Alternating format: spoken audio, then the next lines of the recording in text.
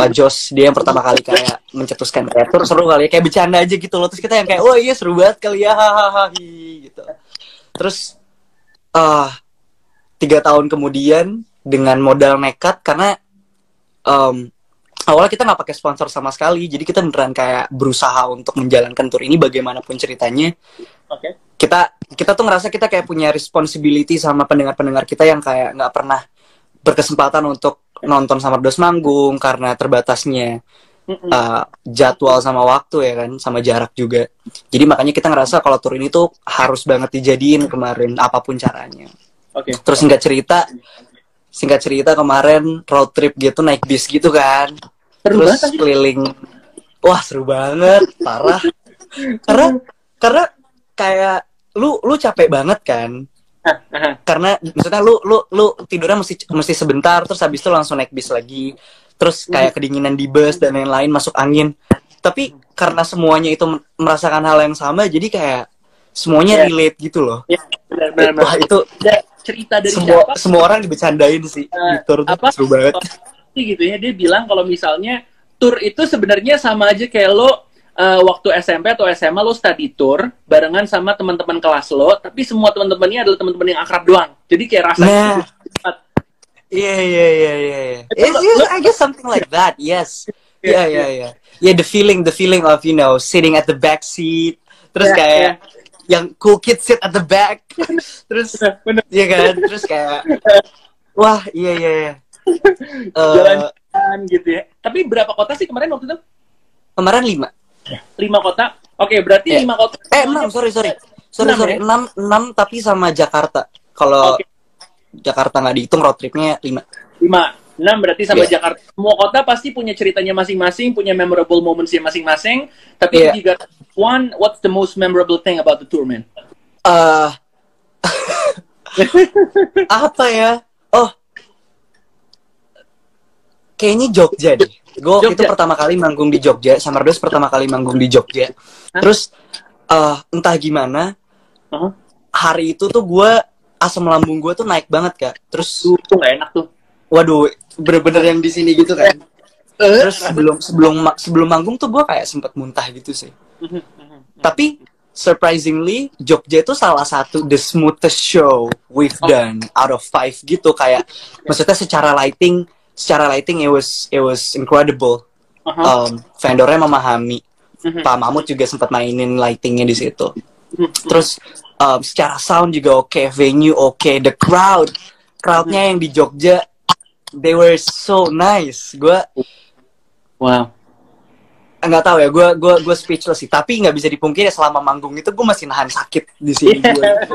Jadi masih yang kayak panggung energinya jadi beda gitu ya berarti. Tetap kayak gue tetap berusaha kayak lompat-lompat dan lain-lain, cuma kayak anjing sakit banget ya. Gila ya, jadi bisa dibilang bener-bener kayak panggung farewell dulu ya sebelum kita istirahat gara-gara quarantine time ini ya.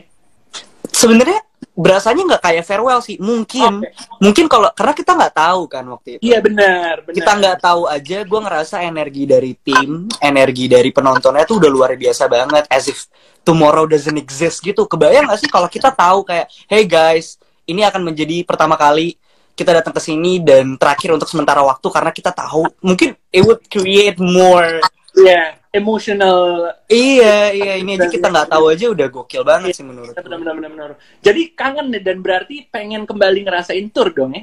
Waduh, pengen banget Kak, pengen banget. Soalnya kan katanya rasa-rasa kayak gitu tuh nagih. Soalnya manggung biasa sama tour untuk konser lo sendiri tuh beda katanya. Buat gue tur menyenangkan, tapi proses di dalam studio juga nggak kalah menyenangkan sih. Dan udah lama banget nggak kayak duduk di studio terus mengerjakan sesuatu. Terakhir tuh album aja itu kan ngerjainnya long distance kan. Iya benar. Album aja tuh ngerjainnya long distance. Jadi kayak gue ngerekam apa di sini, ntar gue lempar, yang di sana ngerekam apa ngelempar ke sini, terus berusaha diisi lagi gitu-gitu. Apa ya terakhir rekaman bareng tuh? Oh, waktu itu buat soundtrack film. Buat Dylan tuh gue nulis sama Rin.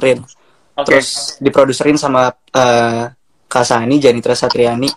Itu kayak terakhir kita kayak duduk bareng. Setelah itu ngerjain ini apa namanya, musik buat tour. Karena ada aransemen dan lain-lain gitu. Tapi udah lama banget nggak yang kayak duduk terus kita kayak punya materi baru terus kayak rekaman gitu. Makanya workshop gitu ya. Workshop gitu itu udah it's been a while sih. Tapi itu kayaknya nggak akan gue pertama kali lakukan kalau gue ada di Indonesia dan mulai. Nah, soalnya katanya gini, I don't wanna snitch, but there's a person saying stuff to me that you've been very productive on making a new album. Is that true? I don't want to give hopes. But I've been getting my hands a lot on this computer stuff. Kayak gue mulai belajar untuk producing lagi, terus mulai belajar untuk come up with something karena something will surely come out during these times. Not necessarily live shows karena ya gue ada di sini. Cuma there will be something from Summer Dose. I think that's all I can say for now. But tapi gue lagi sering-seringnya di depan laptop dan mengerjakan apa yang bisa gue kerjain sih. Oke. Mungkin bisa kasih gambarannya aja kira-kira udah ada 10 lagu atau lebih. Waduh. Sekitar ya kita ada 22 lah. Produktif banget. Tapi I wish, man. Oh enggak, kita sebenarnya di sini kita tuh punya kayak bank lagu gitu loh. Kayak either voice notes or lyrics, and we have a drive that we put these things in. Taruh aja gitu ya. Itu tapi belum termasuk sama apa yang ada di laptop gua, laptopnya Rinrin.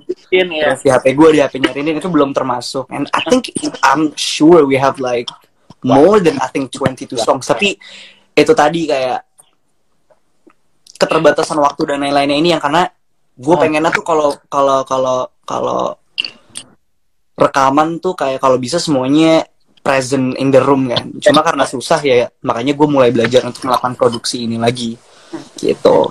Tapi there's something in store for all you guys listening and watching right now. Hell yeah. Tapi lo setiap hari masih suka komunikasi barengan sama Rinrin juga, ngobrol-ngobrol soal lagu gitu nggak? I guess it's been full of memes instead of like writing. Well, we've been writing. I guess we sometimes call each other terus ngobrol dan kayak kemarin gua come up sama ini, kemarin aku come up sama ini, take a listen gitu paling. Atau kalau if I make something like a beat without vocals, I would send it to her and be like, yeah, find the vocals for this. Kayak gitu. Sisanya paling kayak kirim-kiriman memes kucing, terus kayak memes some random ass jokes. Gitu sih. Ada yang nanya nih tadi di komen, ada plan nggak untuk Summer Dose Asia Tour? I mean, so far sih nggak ada plannya ya. I mean, tapi mau tapi mau gitu kan. Tapi ayo gitu. But I guess it would be better if we come up with more songs first gitu. Kalau kita punya lebih banyak kayak materi yang kita bisa kasih. I don't know, maybe an EP or something. Just wait for it, but it's gonna be there. Jadi mungkin kalau kita udah punya lagunya, udah lagunya yang keluar, yang bukan cuma kita yang punya lebih banyak, mungkin harusnya that possibility would become bigger. Okay. So, might also stay at home first right now until this COVID-19 is solved, and probably there's a new song.